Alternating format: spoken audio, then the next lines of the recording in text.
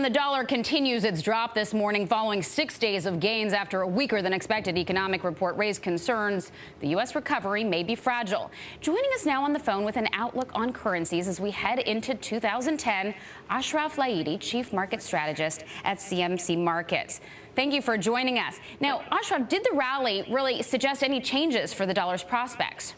Yes, the rally in the dollar is, we give it more of a credit than just window dressing. I really think that it's preparing us for more gains, at least into the first month of next year, into January. The sudden concentration of negative news from the Eurozone, from Spain, from Greece, and even from the Baltics via the Austrian banks and via Germany's exposure to these Austrian banks was a very good reason to drag down the euro below that 148 level.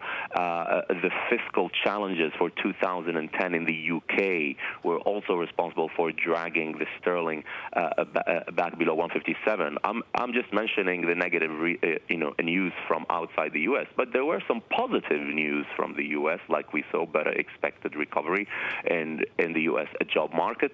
And yes, the Fed continues to say that they're going to keep interest rates low. And yesterday there was an interesting reminder from the new home sales in the US.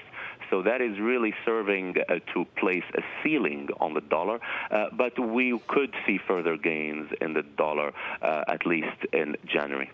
Well, the question is when those gains are going to end. Barclays out with a note saying the dollar's gains may end in the middle of next year. Says central banks shy away from adding dollars to their reserves, and the Fed raises rates slower than many were expecting. So what do you think? Yeah, we think that we could, well, if we're going to put some levels to it, I think that the euro could fall, but really no much below 138, and the dollar could go no more than 94 against the yen. And the reason is that the Fed may be withdrawing liquidity, but they will not go as far as raising interest rates. We do not actually see an interest rate hike from the U.S.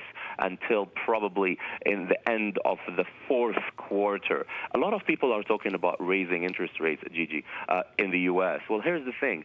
If things are going to be good enough for the U.S. to raise interest rates, they would definitely be good enough for the other countries to also raise them. The Fed does not raise interest rates in a vacuum.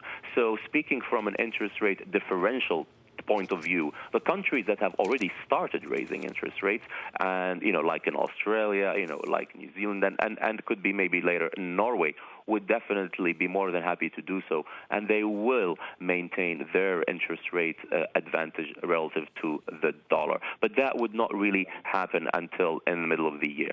Okay, we'll be watching out for that. Ashraf Laidi from CMC Markets, thank you for joining us.